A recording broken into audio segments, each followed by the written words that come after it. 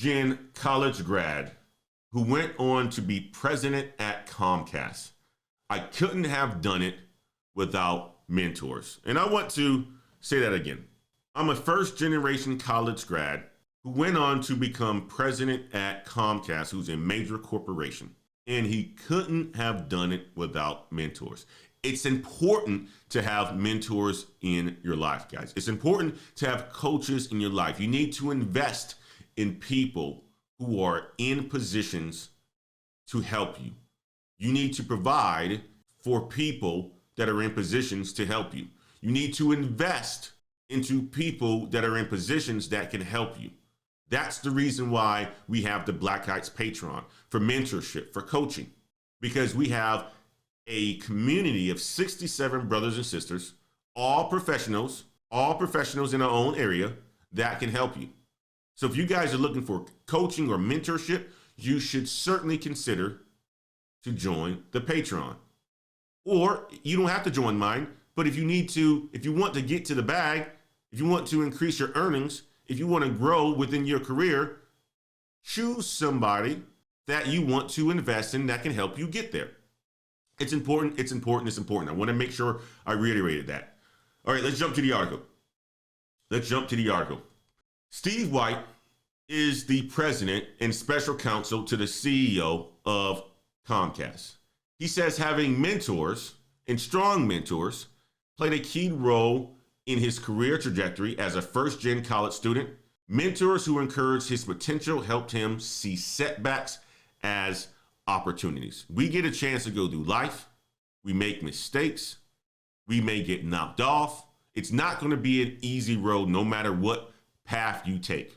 You can choose to take the easy path and be average, or you can choose to be exceptional. Either way, you're going to have a difficult path. So why not take the hard path or the path to be exceptional? The path to leave a mark on this world. The path to climb, to improve your family's outcomes, to improve your outcomes, to break the generational curse. Why not choose that path? Both paths are going to be very difficult either way. Life just is difficult. That's one thing we learn every single day.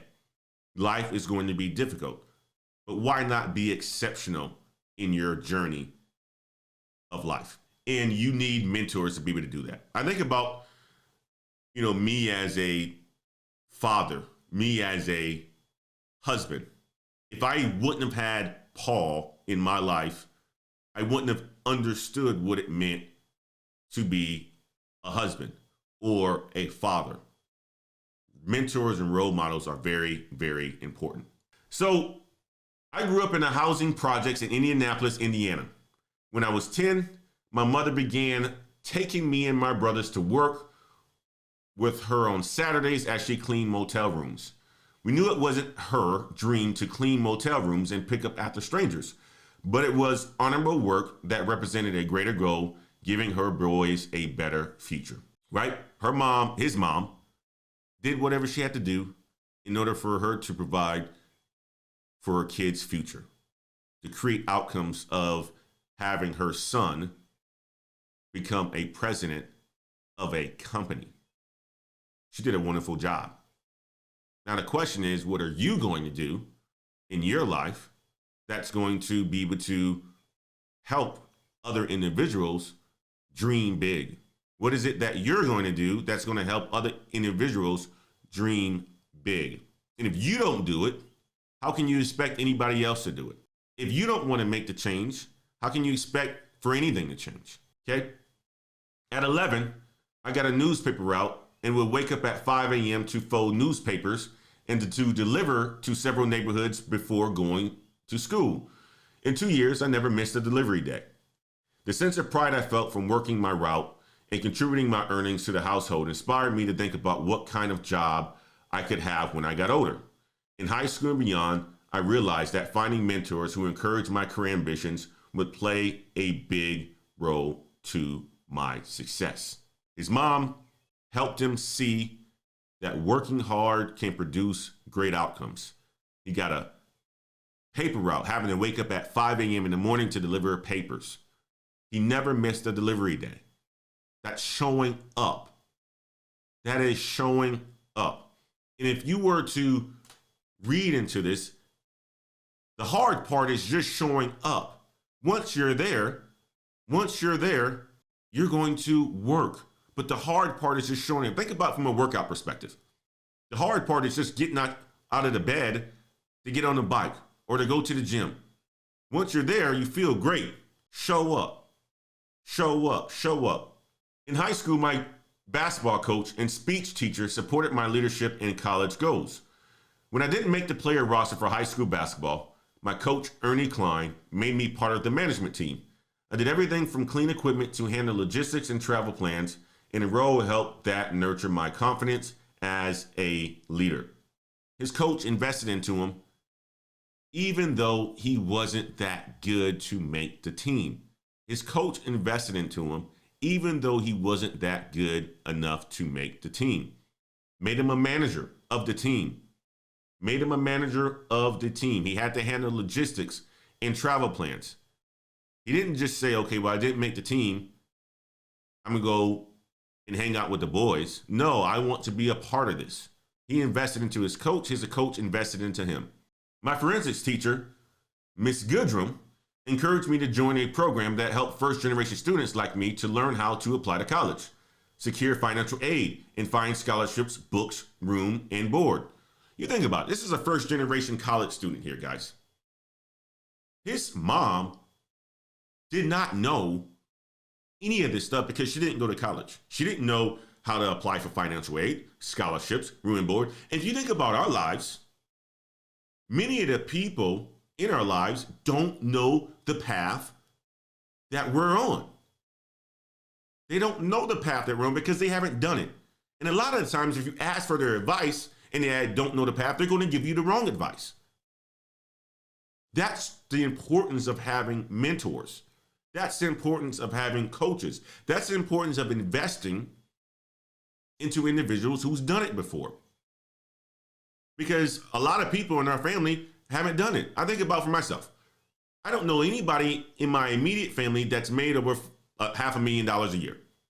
I don't know anybody. I don't know anybody who's made over $250,000 a year. So if I was to ask, okay, well, how do I get to a position of power like that to make that a certain amount of money? They would probably say, be a doctor, be a lawyer. Not knowing that if you got into tech sales, you can do that. Not knowing that if you became a software engineer at a big major company, you can do that. Not knowing that if you climb the corporate ladder to a senior vice president, you could be making $1 million plus a year, right? That's the piece of it, is mentors provide exposure. When we were on a boat yesterday, one of the questions that one of the ladder climbers asked, what do these guys do to be able to afford a house like this? I've met a couple of people at Mozart's Coffee that live on a lake. One was a VP at Microsoft. Tech guys. Ask the questions, invest in other people. You will see different ways that you can achieve success. And not only that, it's going to open your mind up to the things that you just don't know. I went to Indiana University and after graduation was recruited for a job in New Jersey selling medical supplies. I had great mentors who taught me the ropes, and in my first year, I was a top quota breaker in the company, beating my target by 54% and earning Rookie of the Year at the company's annual convention. So you think about it. Every situation that this guy is in, he has mentors. He has mentors. How do you get so many mentors? You have to be likable. You have to invest in other people. You have to have something that other people see in you. Maybe it's your potential.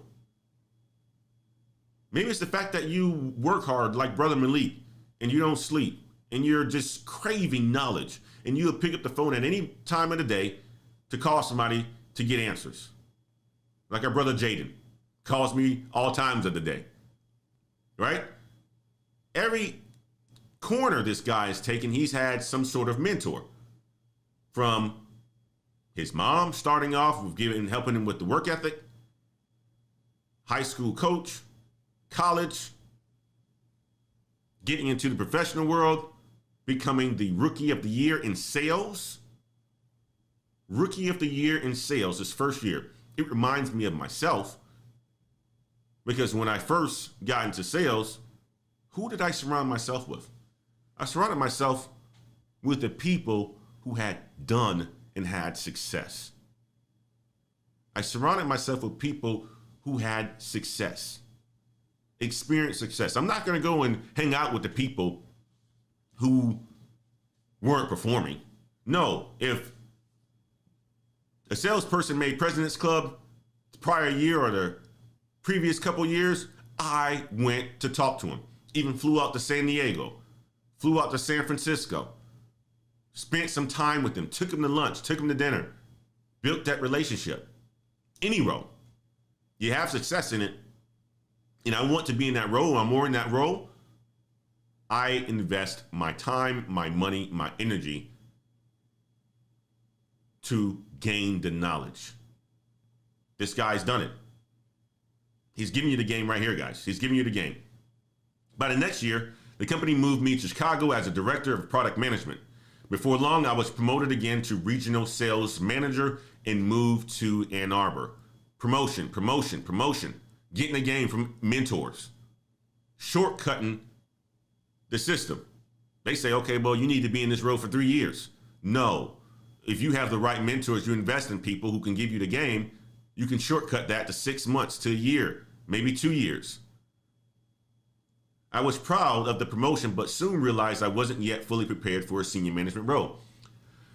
I had a great job, a nice house, the first college degree in my family, and my mama was the envy of her church lady friends. Mom was proud. Mom was very proud. I had my doubts and fears. This had all happened fast, and at the time, I felt like an imposter.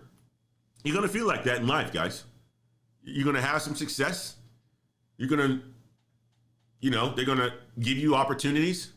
Many people choose to say no to these opportunities because they don't want a ladder climb. They get comfortable. I talked to a gentleman the other day. His name is Mark, and he works for us, and he's in his early 60s. He called me up and talked to me about one of the clients that I'm managing. And he said, Anton, I'm just astounded by how you've continued to have success in this company. What is that, number 6 for you? No, I was like, Mark, no, not at this company. It's only 4. He's like, wow. He's like, in my career, once I find something that I like to do, I just stick with it. I admire somebody like yourself who always finds a different role and always have success. And I said, Mark, the reason why I do that is because I want to be like you when I get older. I want to retire with a whole bunch of money. And you start laughing, right? Because Mark's been in sales the majority of his life. So he's loaded, okay? But it was just the fact that he said that helped me become more aware that other people are watching and are in admiration as well, too. But I wouldn't have been able to do it without mentors, without people like Mark that I can call on, who was a pivotal person in my sales journey myself, and having those conversations when I first moved into sales. But the whole point of this is you may not be ready for certain things that may come your way. It doesn't matter. It's an opportunity for you to learn and grow. Don't get stuck and say, I've made it.